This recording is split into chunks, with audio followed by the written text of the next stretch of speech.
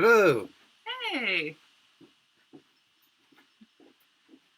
See, most people know if you just wait 2 minutes, we'll get the sound working in these segments.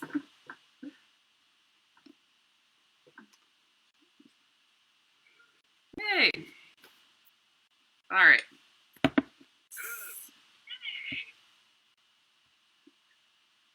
We're in an echo here. Most people know if you just wait 2 minutes,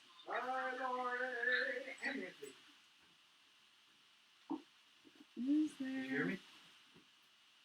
Lori and Nancy? Alright. Okay. Hi! Oh, wrong way. There you go. I showered for you all. This is Max Castley, my husband. I'm Maria Castley. I'm the tours manager and chief archivist at City Museum. This is Musings with Stephanie and Maria. Stephanie is my co-host. She is retail director at City Museum and a good friend of mine. Make sure you guys share your video. Oh yeah, share the video. So today is from the archives because it's Friday. If anyone can keep track of days anymore. So one of the things I've been doing while we've been home, while the museum has been closed, is I've been going through a lot of the material that I've been gathering about the history of City Museum. So happily, I've had some time to go through some of that. That's been generating a lot of the posts that you've been seeing on our Facebook page and that sort of stuff. So what we've been doing on Fridays, for those of you that don't know, is we've been going through and picking out just some highlights or some projects that I've been working on for the past 5 days. From the archive? From the archives, yes. Truth in advertising. So one of the things that we did I think it was last Saturday. Feels like it was either yesterday or 2 years ago. 2 years ago, last Saturday. 2 years ago last Saturday.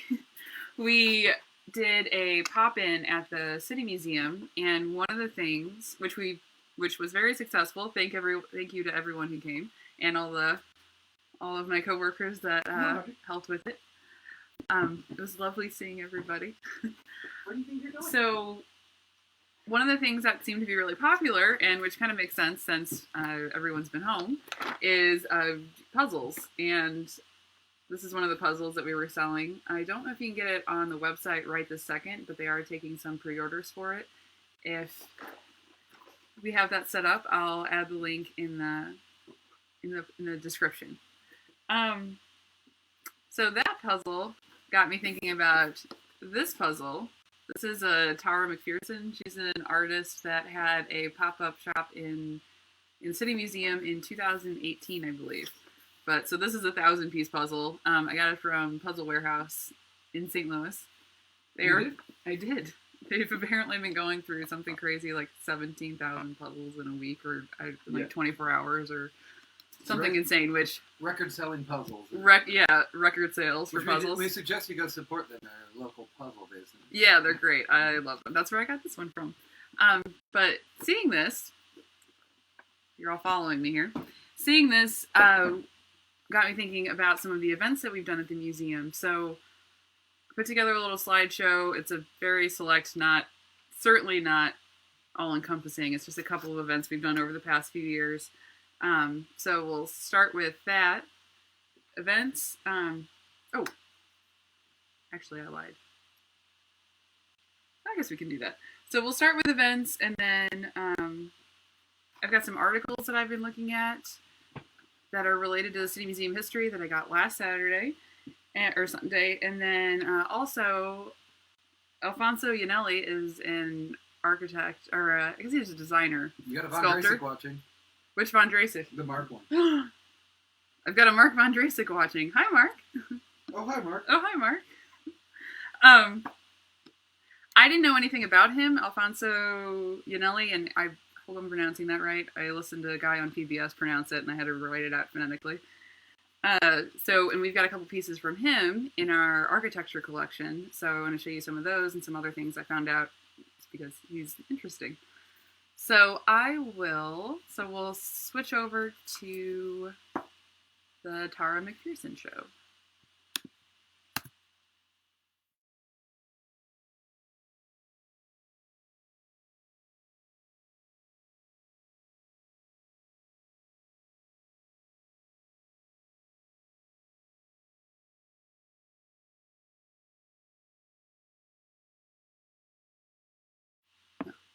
we good now? Yep. Hey, just kidding.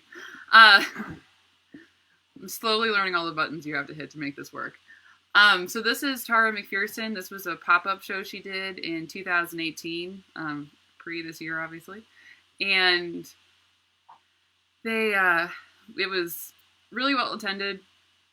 It was a really fun show to put on. Stephanie Von Drasik, David Wolk, all helped put this together. And this was another, let's see. That was another photo from it. Yeah.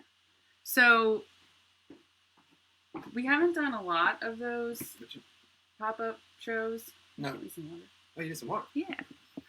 We haven't done a lot of these pop-up shows, but this was 2018. We hadn't done a whole lot of them. This one was really successful. It was super fun. She was very nice. She and her team. I ended up with several prints from there. I know the museum ended up with a couple prints and some posters. It's something we want to do some more of. Let's see. It was super fun. Switching gears a little bit, this was another event that Max and I helped put on way back. This was, I think, in 2015. We did a Darth Vader holiday market. So we had Santa and Darth Vader. There were some other photos which I couldn't find for today, but that were of them fighting with lightsabers and everything, which was pretty fantastic. You're welcome. Thank you, Stephen Hounsworth. Yes, thank you, Stephen Hounsworth, for being Santa. I believe this was from a City Museum After Dark event. If you can see, this is our caves. We had some pretty crazy lighting, and then the ever-present astronaut that climbs through our buildings here and there.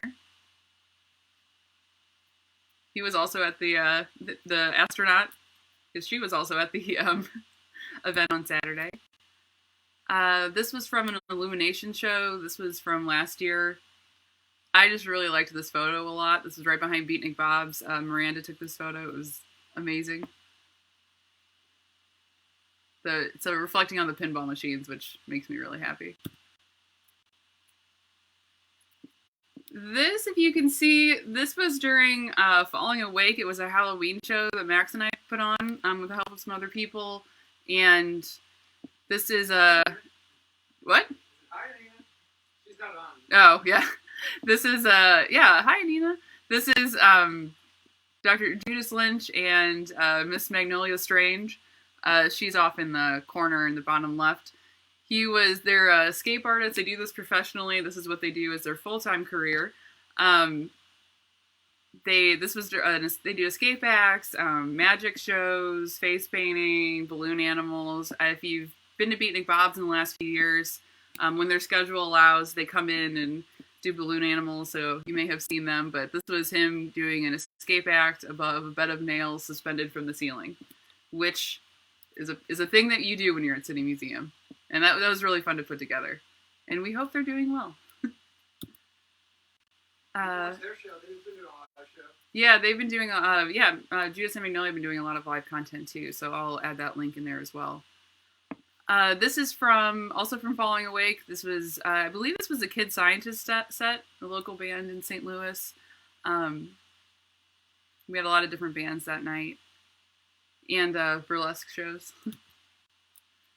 This was from Sleepy Kitty. Did a show on the rooftop. Believe this was from 2000. Was this from 2017? Yeah. Yeah, this was the second show. They've done two. 2017.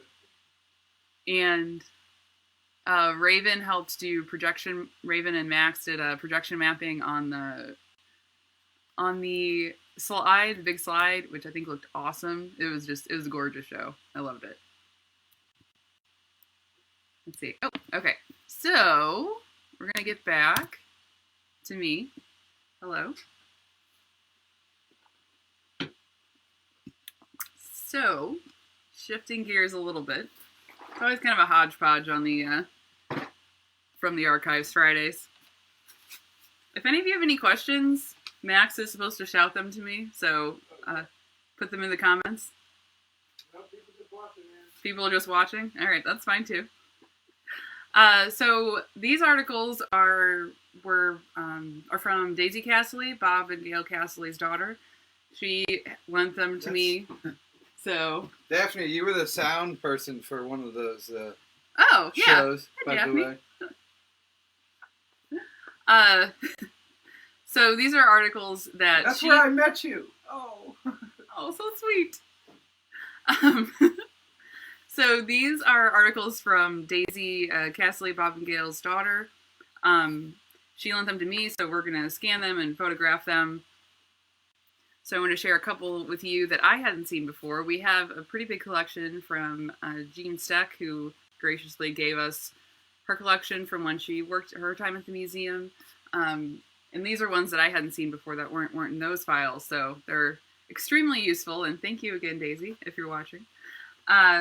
So this was one. It was of Bob Castley working on the hippos.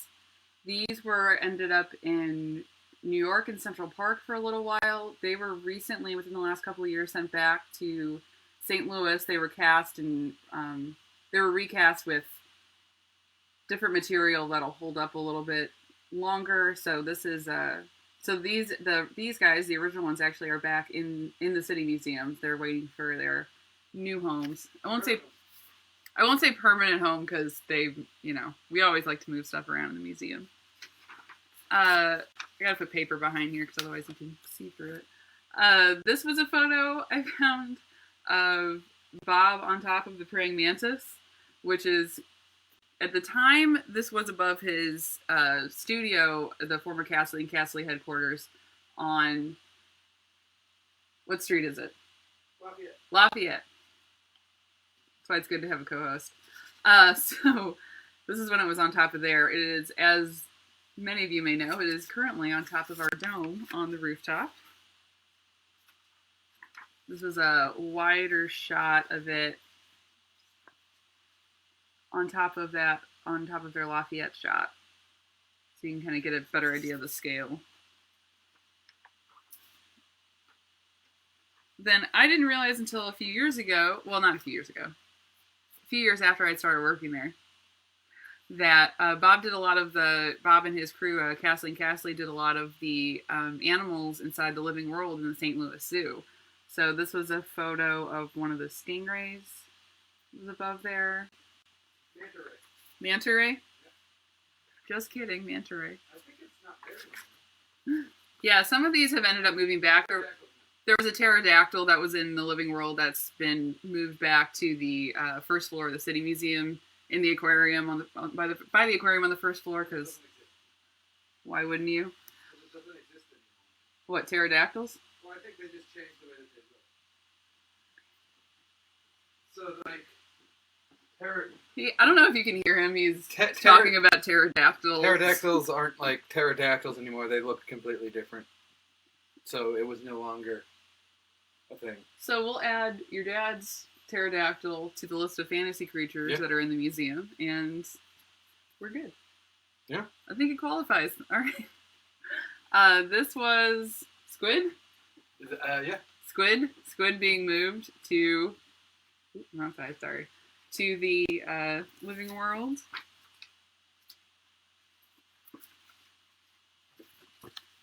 This is them trying to get the shark into the living world.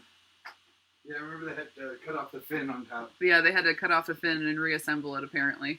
Which, really made me mad, I remember. Because it, like, ruined my dad's art. Oh, no.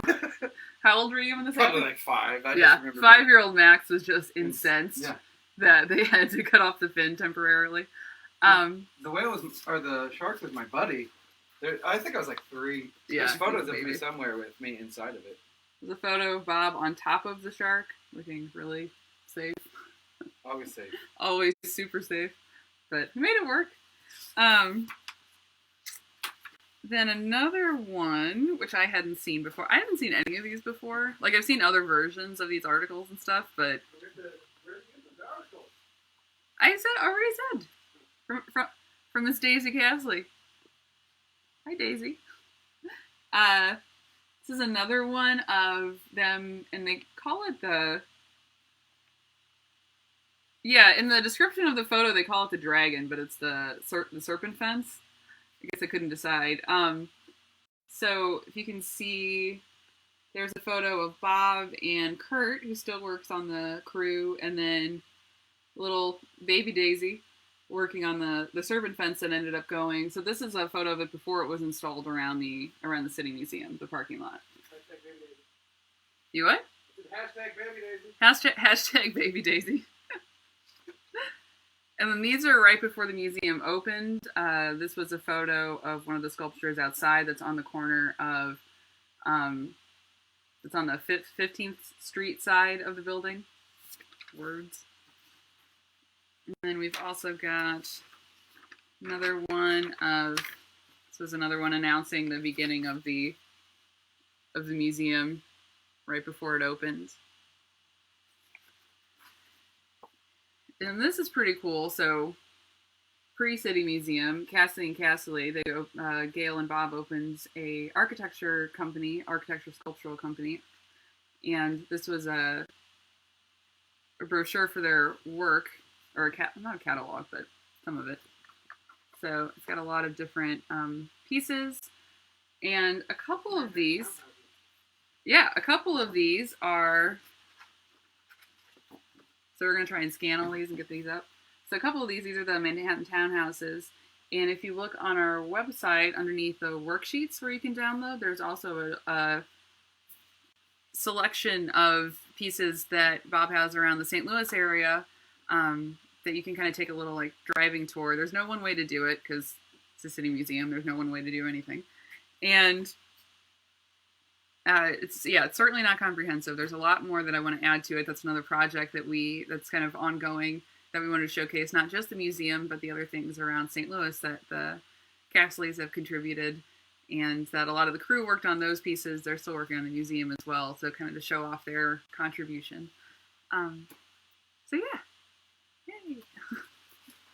So I have piles of things to go through while we've been home, and also all the VHS tapes that have a lot of the footage that we've been showing in previous episodes. And I think we're going to try and show a little bit more tonight at 7 for Max's show. All right, so I'm going to switch back over to the Alfonso Iannelli pieces. And we'll keep going.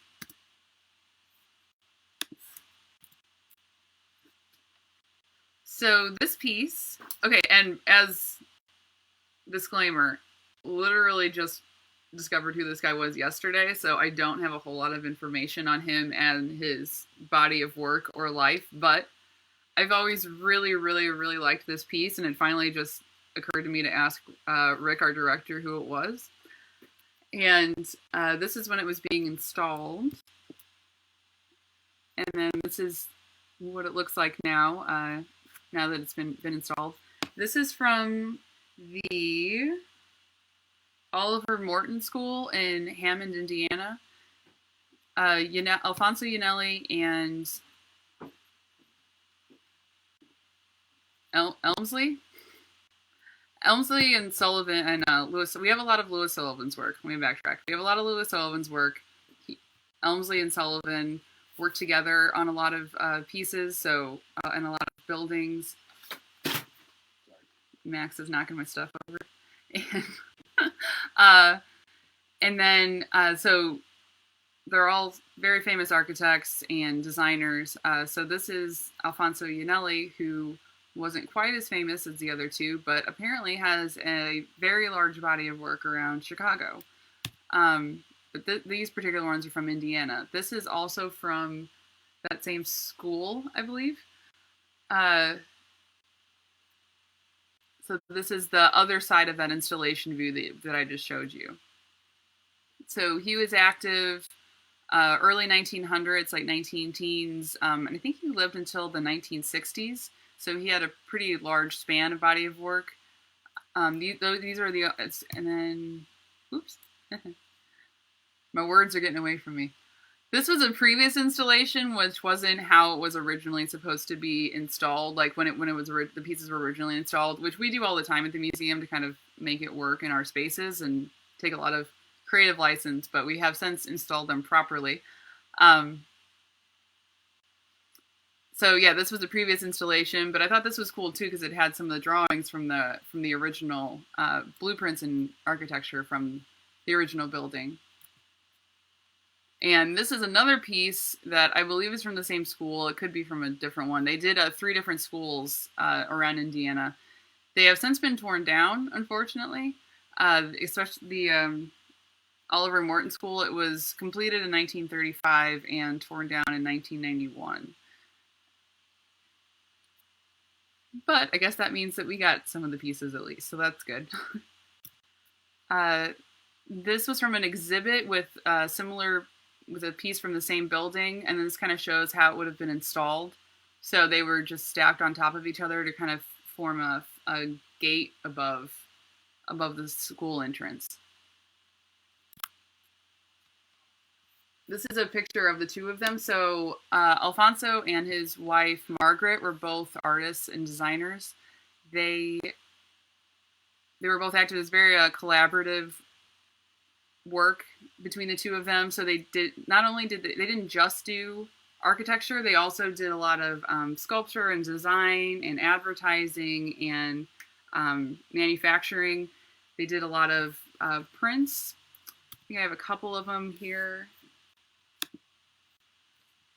So they were very much pushing modernism, where a lot of architects and stuff like that at the time, especially in the early 19-teens, like 1915, 16.